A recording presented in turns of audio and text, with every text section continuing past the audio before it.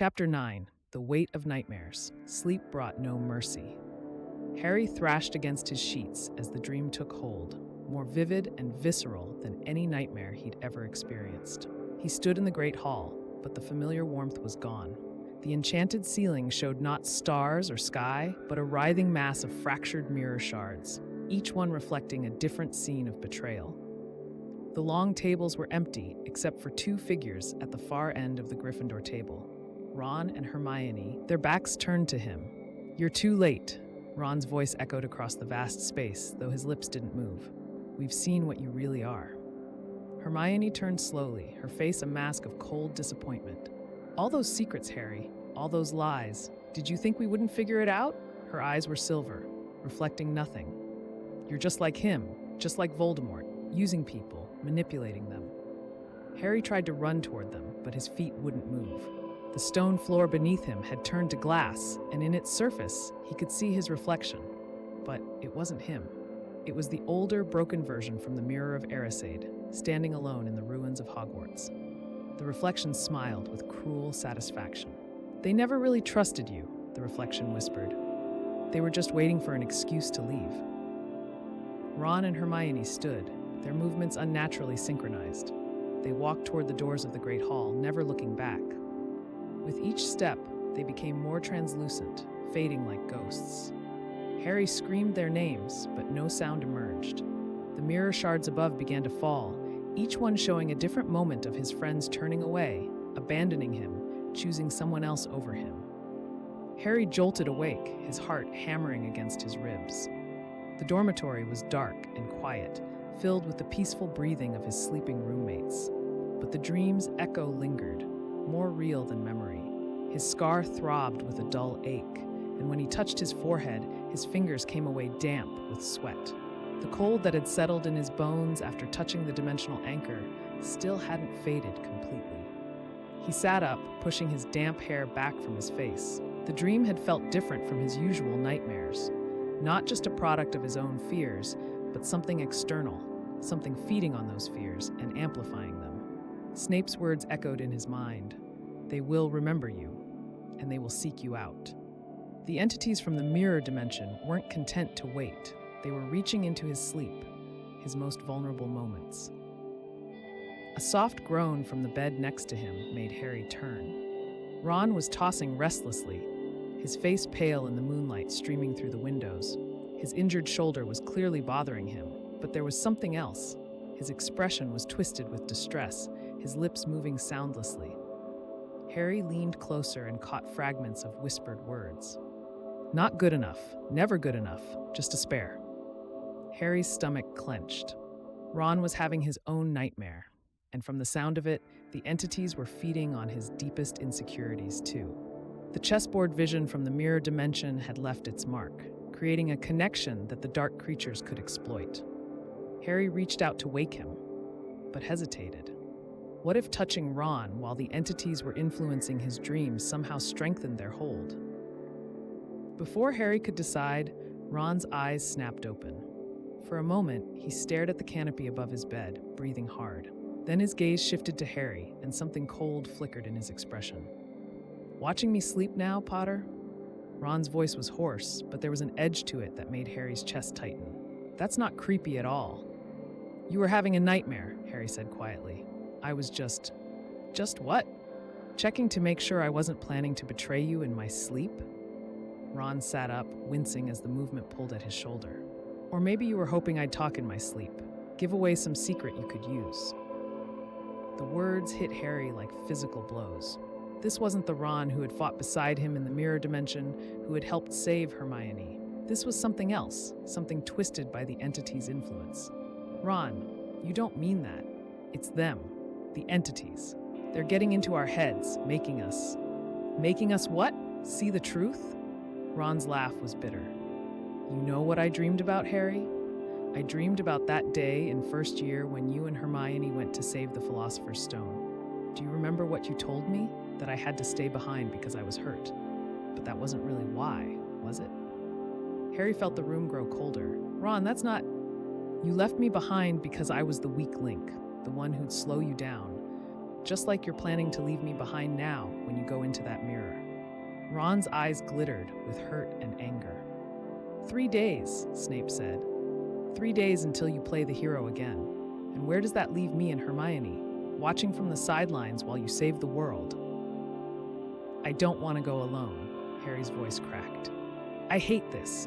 I hate that it has to be me, that I'm the one with the connection to the mirror. Do you think I want to face those things by myself? Then don't. Ron's voice dropped to a whisper, but there was something desperate in it now. Find another way. You're always finding another way. You're Harry Potter. You don't follow rules, you break them. So break this one. Harry stared at his best friend, seeing the fear beneath the anger.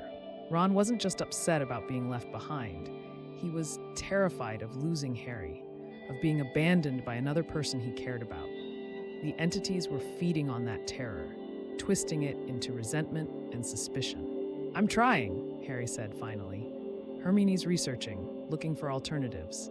Maybe she'll find something in the next few days. And if she doesn't? Ron's question hung in the air between them. Harry couldn't answer. They both knew what would happen if no alternative was found. Harry would take the dimensional anchor and enter the mirror space alone, facing the entities in their own domain, with only a crystal vial to keep him tethered to reality. The odds of survival were slim, and they all knew it. A soft sound from across the room made them both turn. Neville was sitting up in his bed, his round face pale and frightened. Sorry, he whispered. I couldn't help overhearing. Are you all right? You both look. He trailed off, but Harry could see what Neville saw. The haunted expressions, the way they were both trembling slightly. Bad dreams, Harry said, forcing his voice to sound normal. We're fine. But Neville's concerned expression didn't change. Harry, your scar, it's glowing. Harry's hand flew to his forehead. There was a faint, pulsing light emanating from the lightning bolt scar, barely visible but definitely there. As he touched it, a wave of whispers washed over him. Not the chaotic chorus from the mirror dimension, but something more focused, more personal. Alone, always alone, they will leave you. They always leave. It's them, Harry breathed. They're not just in our dreams. They're trying to get into our heads while we're awake too. Ron paled further. The connection, from my shoulder. He pulled back his pajama sleeve, revealing the marks left by the entity's claws. They were glowing with the same faint light as Harry's scar, pulsing in rhythm with it. Neville scrambled out of bed, his wand in his hand. Should I get Professor McGonagall or Madame Pomfrey? No, Harry said quickly. Not yet. We need to understand what's happening first. He looked at Ron. How do you feel? Apart from angry, I mean. Ron considered for a moment. Cold, really cold, and empty somehow, like there's a hole in my chest that keeps getting bigger. He met Harry's eyes. The things I said, I meant them, but I also didn't. Does that make sense? Harry nodded grimly. Perfect sense. They're amplifying what's already there, our fears, our doubts, our insecurities, but they're also adding something extra, making it worse than it would be naturally. So what do we do? Neville asked, still gripping his wand. Before Harry could answer, the dormitory door creaked open. Hermione slipped inside, her hair disheveled and her eyes wide with fear. She was wearing her dressing gown over her pajamas, and her hands were shaking. Hermione? Ron was on his feet immediately, his earlier anger forgotten in the face of her obvious distress. What's wrong? I couldn't sleep, she whispered. Every time I closed my eyes, I saw you two walking away from me, over and over again. And then I felt this pull, like something was trying to drag me somewhere. She looked at Harry's glowing scar and Ron's marked shoulder. It's happening to all of us, isn't it? They're not waiting for the new moon. They're attacking us now. Harry felt a chill that had nothing to do with the cold seeping from his scar. The marking. Snape said they could track us, but this is more than tracking. They're trying to break us apart before I even attempt to seal the breach. Divide and conquer, Hermione said, her analytical mind cutting through the fear. If they can turn us against each other, make us doubt our bonds, then even if you do make it into the mirror space, you'll be weakened, distracted. And if we're fighting among ourselves, Ron added, understanding dawning in his eyes, we won't be able to help each other resist their influence. Neville looked between the three of them. This is about more than bad dreams, isn't it? This is about something really dangerous. Harry exchanged glances with Ron and Hermione. They'd tried to keep their other dorm mates out of this, to protect them from the knowledge of what was happening. But the entity's reach was spreading, and soon it might not matter who knew and who didn't. "Yes," Harry said finally, "it's dangerous, and it's getting worse." As if summoned by his words, the temperature in the dormitory plummeted. Frost began forming on the windows, and their breath became visible in the suddenly Arctic air. The whispers returned, no longer confined to Harry's mind, but audible to all of them, echoing from the walls themselves. Fractured, feeding fear alone betrayed abandoned. Neville raised his wand, his face set with determination despite his obvious terror. "Whatever this is, we face it together. That's what Gryffindors do." But even as he spoke, Harry could see the doubt creeping into his friend's eyes. The entities were here, in their sanctuary, turning their safe space into another battleground. And this time, there were no reflections to shatter, no obvious anchor points to destroy. The corruption was spreading beyond the mirror shards, becoming something more insidious and harder to fight. The whispers grew louder, and Harry felt the familiar sensation of reality beginning to bend around them. The dormitory walls seemed to shift slightly, the familiar red and gold decorations fading to gray. They were still in Hogwarts, still in Gryffindor Tower, but the entity's influence was transforming it into something else. "Stay together," Harry said, his voice barely audible over the growing chorus of whispers.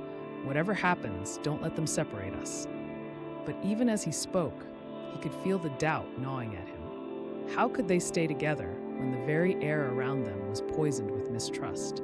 How could they fight an enemy that used their own fears and insecurities as weapons? And how could he protect his friends when he was planning to leave them behind in just 3 days? The entities had found their weakness, not just the cracks in the mirrors, but the cracks in their relationships. And they were widening those cracks with surgical precision, preparing to tear apart everything Harry held dear. As the whispers reached a crescendo and the dormitory continued its slow transformation into something alien and hostile, Harry realized that the real battle wasn't going to be in the mirror dimension. It was going to be here, in the spaces between friends, in the moments when trust wavered and love felt like a lie. The entities were patient, and they were clever. They didn't need to destroy Hogwarts or kill its inhabitants. They just needed to make them destroy each other. And they were succeeding. Length, medium chapter completed, approx 2d400 words. Assessment. Chapter successfully deepens the arc's psychological horror by showing the entity's influence spreading beyond the mirror dimension into the protagonist's dreams and waking moments. The focus on deteriorating trust and amplified insecurities builds tension while maintaining character authenticity. Editor notes: key narrative alignment. Advances shards of distrust arc by escalating the entity's psychological warfare, showing their influence spreading beyond mirror reflections into dreams and the dormitory itself. Character development explores the trio's vulnerabilities under supernatural manipulation while maintaining their core bonds. Ron's internal conflict between loyalty and resentment is particularly well developed. Style consistency maintains third-person limited POV, primarily Harry, past tense, everyday vocabulary. Dialogue reflects established character voices while showing the subtle corruption of their relationships. Continuity directly follows Chapter 8's revelation about Harry's marking in the 3-day deadline. References Ron's shoulder injury, the dimensional anchor, and Snape's warnings about the entity's tracking ability. Structural flow moves from nightmare, dormitory confrontation, escalating supernatural influence, realization of the entity's true strategy. Scene remains contained in Gryffindor dormitory, using psychological tension and supernatural elements to drive pacing. Pacing builds tension through dream sequences and interpersonal conflict, escalates with the manifestation of supernatural influence in their safe space, and ends with the realization that the real battle is psychological rather than physical.